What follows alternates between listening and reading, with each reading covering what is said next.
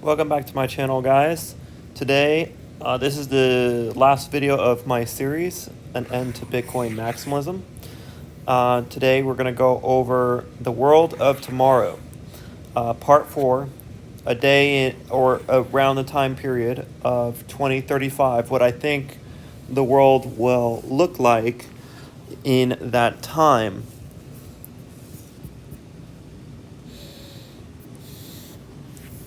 Okay, so what I think is going to be the case for the world in 2035.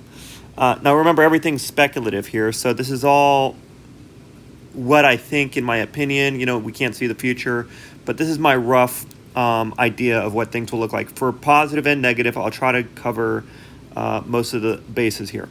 So the year in 2035, digitization of most workflow has led to developer as the most common career. I think that this will be the case, or at the very least, this is going to be a big sector of the world's economy, the world's professional work. Developers will be like carpenters were in the Middle Ages. Like the most common job you can think of will be probably developer.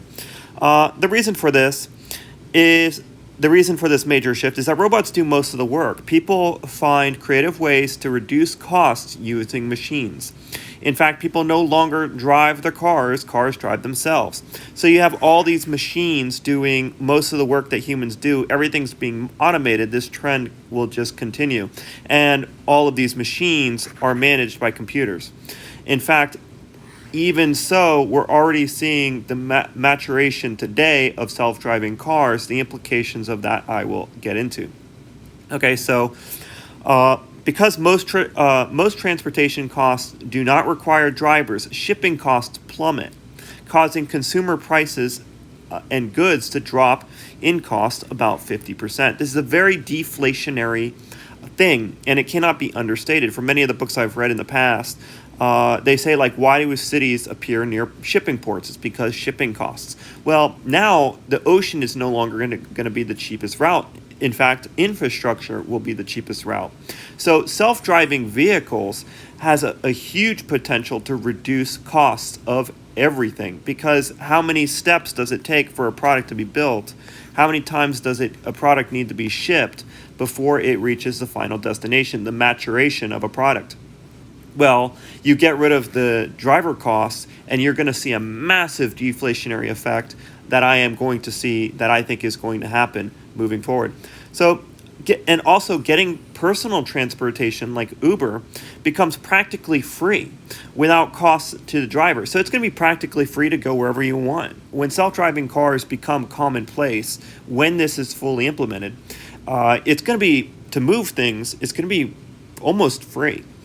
Supply lines report data to blockchains. Every time you see the word blockchain, I'm going to have it yellow, so you can see the role of blockchain in all of this. For immutability, so supply lines will be covered by blockchain data. They'll be managed by helping manage the automation process.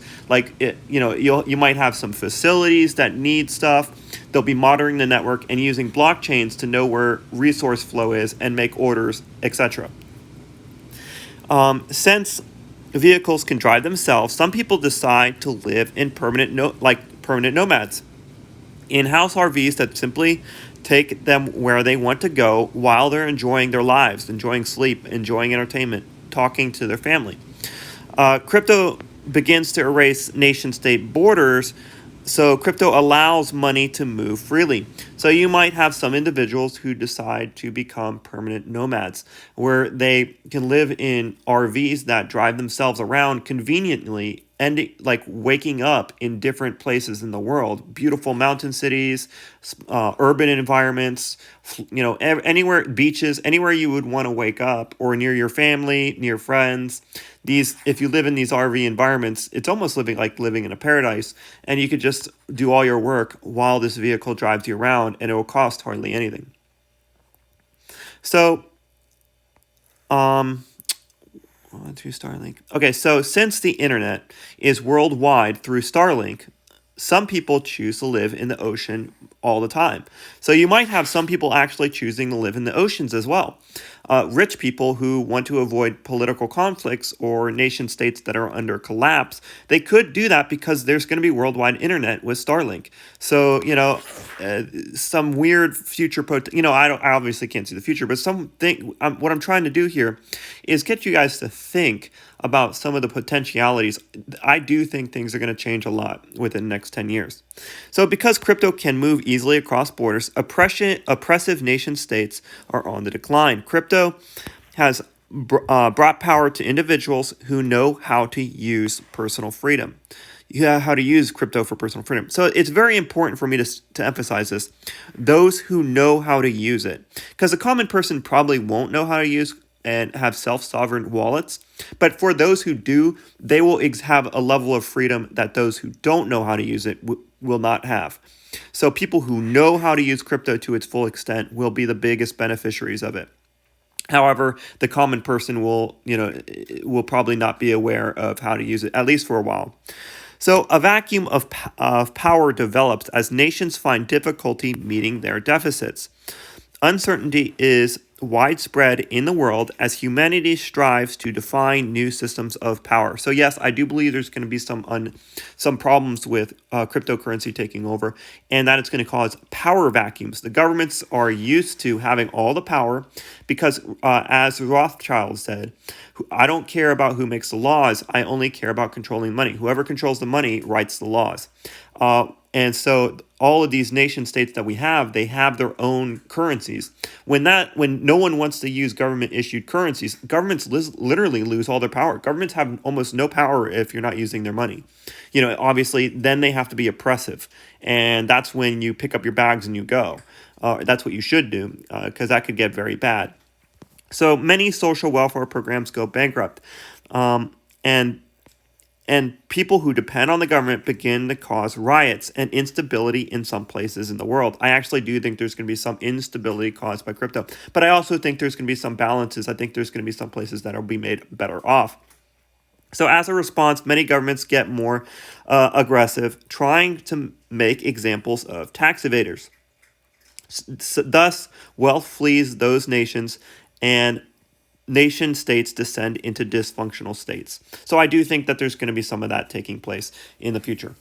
Okay, so although many traditional nation states are struggling, new government-like communities spring up. These communities exist primarily on top of blockchain systems. So I think that blockchain will make the new governments of the future. People will be doing their taxes through these networks, and the networks will show you the things you're paying for, will show you why you're paying your taxes, will show where those taxes are going. So they're going to be very efficient. The tax rules are agreed to in smart contract code and are not enforced by force. They exist in running accounts. So you fuel account with your tax account, and you get access to the services provided for paying those taxes. Like whether that's infrastructure, being able to have access to a certain community, etc. So you're going to pay for your taxes as you go, and that way and you'll see where the money's going, so you'll be less reluctant to do so. Accounts with these communities allow access to services such as gates or whatever, and hospitals and gated communities. Police are fueled through group pools of resident funds, and they ensure that the public is aware of when those pools run low. The police would say, oh, look, this is our wages, we need to be paid, and the public will fill the funds to run the police, or, then they won't have police. So, this is all speculation, just keeping you guys up on what may be possible, These communities are very efficient. All the taxes gathered can be open source and it can be observed, so you can see exactly how the taxes are spent. And such a community would be so efficient. I do think something like this will rise. I think that if you have transparent taxes, you're going to have a level of efficiency that doesn't exist today. It'll probably be 10 times more efficient. I'm not even joking. Like, the current tax system is very inefficient. It's probably 10% effective. Well, with blockchain, it's probably become 90 times. It's going to probably create an effectiveness effectiveness. It's 10 on an order of magnitude of 10. And so they're going to be so much more efficient that I actually think that this might happen. Augmented reality and virtual reality are nearly mature. These technologies allow for families to see each other in holograms, making vast distances disappear in an instant. Physical location matters less and less as time goes on. Real estate prices in some places collapses, and many people opt to spend most of their time in virtual environments. There probably will be people who spend a lot of their time in virtual environments, and also people who move away from cities. So there's going to be, I do think that there's going to be a real estate collapse in cities. Even though COVID kind of accelerated that, I thought that was going to happen a long time ago because of self-driving cars and because location is going to matter less and less with VR and things of that nature. VR worlds have digital items that are truly scarce, such as this Iron Giant, this Iron Giant guy. there will only be one existing in the virtual world, so no one will be able to copy this and make more than one. So you'll have like these game environments where there will be items or games or tools or uniforms or whatever, mech warriors, whatever you can imagine. And there'll only be one. And this is only possible through blockchain. So blockchain will be running in the background of these VR worlds. And it is likely, I think DPoS will fit into gaming like this so that it can be fast. But yeah, blockchain will be doing this kind of, like if you've seen the movie Ready Player One, how you actually get scarce items that cannot be hacked will be with blockchain. Small camps have been set up on Mars. I think by this date we will have Mars establishments. You'll have rockets going regularly. Regular rocket trips to Mars is scaling up. The Martians have established a native cryptocurrency for their new establishment. Everything that goes to Mars is tracked with a blockchain inventory tracker. So it'll be this whole system, this whole economy will be using blockchain to track resources. And so that everything is managed in a clear, transparent way for that new society.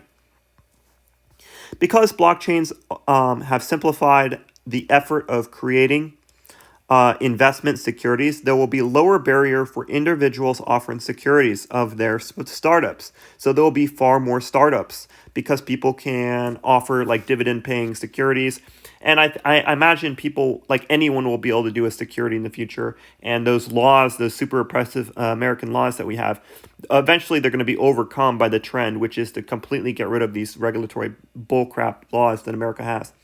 And innovation will accelerate because of this. Like to get rid of these stupid old-timey laws, innovation will finally accelerate as many young people launch various securities for their ideas, for their startups.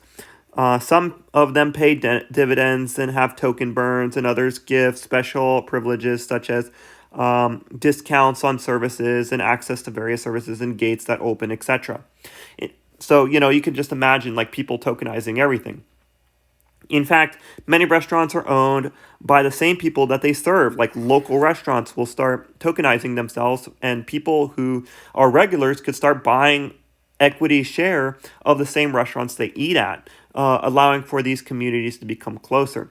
These restaurants pay dividends to those same people who enjoy eating at those restaurants. So there'll be business owners as well as customers. They can easily offer securities that respect ownership of the restaurant, that represent ownership of the restaurant. People with most shares are usually the management. So, something like this is totally possible. Maybe this won't happen.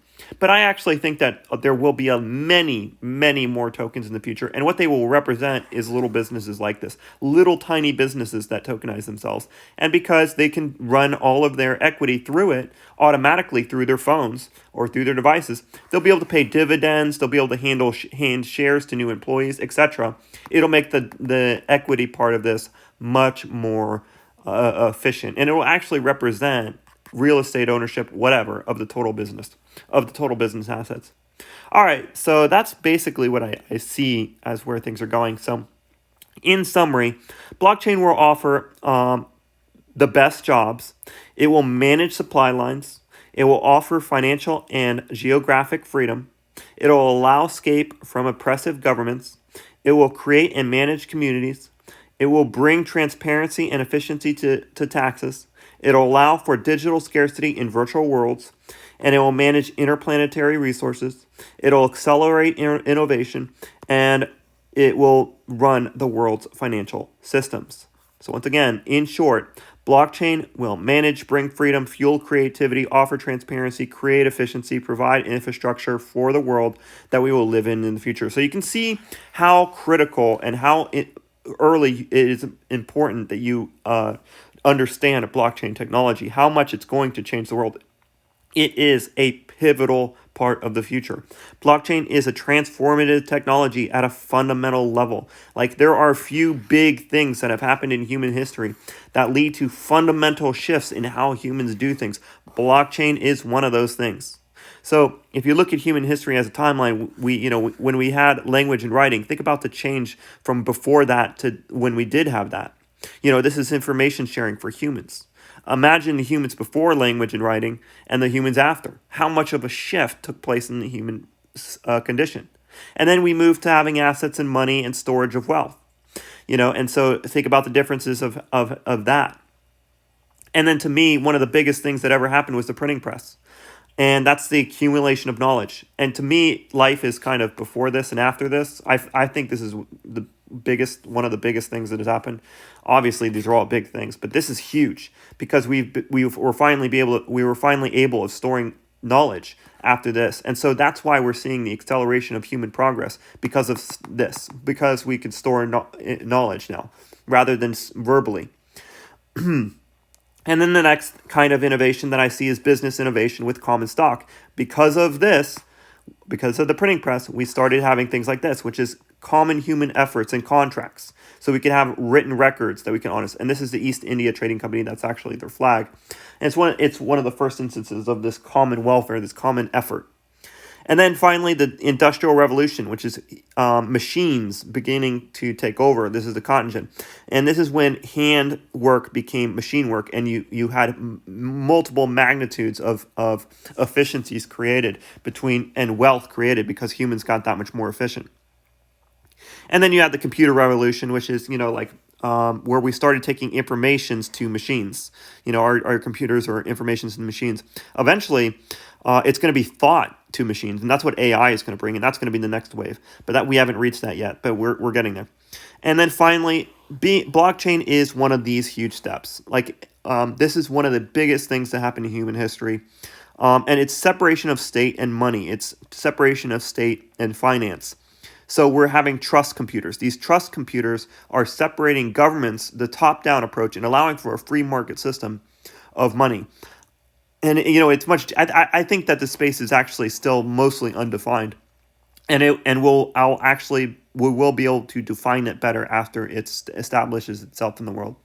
But this is the best way I can define it now, is that it's separation of state and money. It's trust computers. It's computers that allow for us to trust that they're going to execute in a certain way, and we could trust and put our value. We could put our value into computers. Blockchain is like the first time we could put value into digital space. And then finally, the one thing I want to end on is this is the human existence, or even computation, or even the whole story of the universe, is that the information processing is getting exponentially faster and faster and faster and faster and faster. So we're seeing a very high rate of pace, and we're going through a shift. I would suggest you look into books like about the singularity and things like that. I'm not sure where we're headed in this journey of life, but I can say that things are accelerating. We are seeing innovation take off at extremely fast paces. I hope the story ends well. I think it will, because I think knowledge has made our lives better. I think that blockchain is part of the knowledge journey, and I hope to get your imagination working with this series, and why just thinking in terms of Bitcoin is very short-sighted. So this whole series was created because there's people who are stopping at Bitcoin, but eventually I think they'll move into the altcoins, because they're going to start using their imagination, start understanding things like Ethereum and Polkadot or whatever comes out that will allow for all of these innovations to take place. Blockchain is going to be, like I said, it's not just money, it's not just value store. It is a transformation in how we do things. It is a transformation in how humans interact with their devices and each other. It is a societal shift. It's going to change everything. So that's what I want to leave you guys with. If you find this content good, if you like this series, please leave a like and share it. And I look forward to doing more project reviews in the future. All right, guys, I'll look forward to the next time we can